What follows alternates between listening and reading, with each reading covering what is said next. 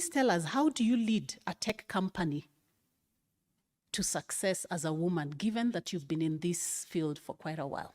I think with your heart, with your knowledge, being a woman, perhaps you have better communication skills. I just learned this morning, it's called power skills, to engage with people, to motivate people, and then excel at what you're doing. Do it with passion. You have to invest time. At the end, it's all work, but you can manage. How can women leverage networks and communities to gain more visibility and opportunities? So if more women can attend this event, they can network more. They can also join online communities, but also as women, we need to get out there and have more confidence. Queenie from the UN Women, maybe you can tell us a bit about what you're doing in the tech space in the UN Women? UN Women is the UN agency whose mandate is the attainment of gender equality and the empowerment of women and girls. So very, very broadly in Kenya, UN Women works on 4 thematic areas: increasing the number of women in leadership, ending violence against women and girls, engaging women in peace and security processes, and then the last one that's more relevant to this workshop is our work around women's economic empowerment, but mainly sits around in our women's economic empowerment thematic area. And one of the initiatives that we run is called the African Girls Can Code Initiative. We're trying to get young girls aged between 17 and 25 into the tech space specifically by exposing them to opportunities and skills and networks in the tech space with the hope that they take up academic and professional opportunity with the ultimate goal of bridging the digital gender divide. The initiative is an Africa-wide initiative being implemented in several African countries, but how we implement it in Kenya is it's a competitive process. As long as you're aged between 17 to 25 and you're a woman, you're eligible to apply. So you apply, and then we go through a comprehensive shortlisting process, working with the Ministry of ICT, Ministry of Gender, and Ministry of Education, because those are the relevant line ministries. They apply, we shortlist. We are very deliberate in ensuring as we shortlist, we cover girls who have some type of experience in tech. So maybe someone who might have like a diploma in tech or something, but also working with girls who have just basic computer skills who have shown interest. So as long as you apply, you're eligible and you're likely to join the program. I think women in testing, or actually in quality assurance, we see a higher percentage of women in that area in comparison to programming. And from the ISTQB perspective, we even want to foster that. So we want to embrace that and even motivate more women to go into that area. We started an initiative last year ago, Women in Testing. And this year it's going to be Women in Testing in Africa. And we are actually collaborating with the UN Women Empowerment Program. We will have a webinar in April, on April 25th, where we're talking about how you can get into testing. So it's kind of similar, having like basic computational skills, know how to use a computer, and then explain how you could get into quality assurance, how you could get into testing, and I think it's wonderful. How do cultural attitudes towards women in Africa and Kenya impact their access to education, particularly in STEM fields? And so first of all, we live in a patriarchal society. And then secondly, the STEM sector is largely male dominated. So of course, there's a negative implication on young girls wanting to take up opportunities in the STEM sector. They need to sit down and think, really, can I really take up STEM, which is already a very involving sector? Do I really have the time to be able to go into engineering school when every morning I need to wake up, make breakfast, make sure my siblings are okay, make sure there's lunch for everyone, go to school, study, come back home, do my assignments, make sure there is dinner, and still excel at the same rate. So of course, all these cultural, social dynamic issues have a very negative impact on girls wanting to take up courses in STEM. But apart from that, they're also affected by early pregnancies because they're in the rural area, right? And early marriages. So they do not even have the resources to even hear about STEM, right? So even as us, we need to go out there and become mentors. I think we need to be visible. We need to educate, we need to be visible, and we need to lead by example.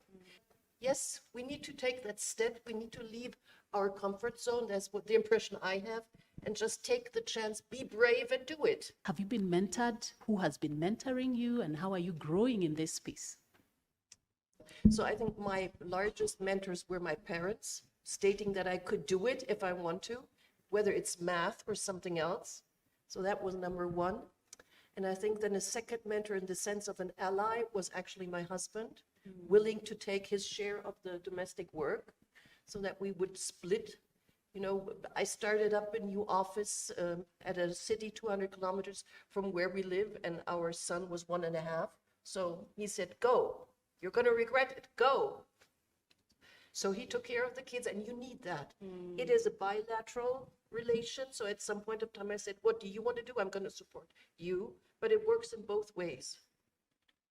So I remember one of my bosses telling me, June, you need to grow, and growth is painful, and you need the change. And that's how I learned even about test automation and the various tools that we use in the company that I work with. So my boss, apart from family, of what Claudia said, family, one of my bosses has actually been my mentor.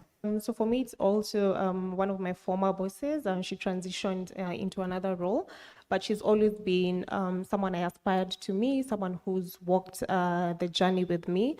Unlike most people here, I'm not a techie, you know, I'm in the development world, but she had walked the journey ahead of me. And one of the things I truly appreciate is she was able to tell me, you know, if you go in this direction, you know, I walked that in that direction already, and I wasted 2 years, you know, so I already know, take this route, it's a shorter route, you know. And then for me, I think I'd also say my husband too, you know, knowing that if Millicent needs me to stay here till 7 p.m., it doesn't mean there won't be dinner when I get home. A lot of my mentors have been men. They have pushed me in spaces where I thought I could not be able to be in, and taught me that you need to develop a thick skin. One of them taught me that when you go for a conference, ensure that at least your voice is heard. Use the opportunity like now that ISTQB has provided to show yourself in this space, so that you're not just here and you go away and no one ever heard your voice or saw you, never networked with others. So use the space that you have. I would encourage everybody in the room. I know it is easier to sit at the table and be quiet. It's way easier, more comfortable. But in order to grow, get out of your comfort zone, communicate, talk to each other, talk to us, talk to everybody. If you compare the industry now versus the time you joined, what are the significant changes that you can pinpoint and highlight that have been encouraging inclusivity and diversity? All these new doors and opportunities for both young women and men to, you know, kind of leverage in this sprouting hub that we are developing in the country. So I think the awareness has changed, and I think the empowerment of women, we are getting more women in. It's not up to 50-50 yet, but it's improving. And I think that's, besides all the technological changes in the last 20 or 30 years, but I think this willingness to change, this awareness and supporting them from a very early age on, I think that is the difference that we're seeing right now. When you go to the university right now, you find that there are more women who are actually doing computer science and software engineering. It's because of the awareness. Like in this forum, I found there are so many students who have actually come to these kind of forums to come and network and know what software testing is all about. And I know, like, when they go back to the university, they'll talk more about this to the other students as well. Why is it important to have women in tech and to bridge this gender gap in the digital space? Of what benefit is it? I think there are two aspects. I think one of them is it would be really stupid to miss half of the population just because they're women, not to get them into work. Yeah. I mean, why? There is no point doing it. And then the second, I think that we can do the technical stuff, but we can also communicate and we can organize and manage. And if we get both sides together we will excel. We will be better than both two parts. We will gain more. So it's absolutely important to be able to have women in tech so that the products and the softwares and, you know, everything that we're able to develop reflects the lives and the realities of women, right? So that the tech that we're developing is gender responsive and it's inclusive and is able to address the needs of women. We shouldn't teach our children that there are professions that are just meant for the men, right? As in, like, professions should be for all, right? But there's women in tech for a reason, because it is actually a male-dominated field, but we can do it as women and get in there and work as well as men can do. What is the single most impactful action that can be taken to support the empowerment of women in tech. If we have these resources, these conferences like this, where we get to see these tools and see, oh, they're not that hard, by the way, I can actually learn this. You actually grow in your career faster. I think if I want to really foster somebody, one or two people that I have in my mind, I think mentoring on a regular basis, encouraging them to step forward, to move up, that would be my choice. So my choice would be systemic, because I think we know what the problems are.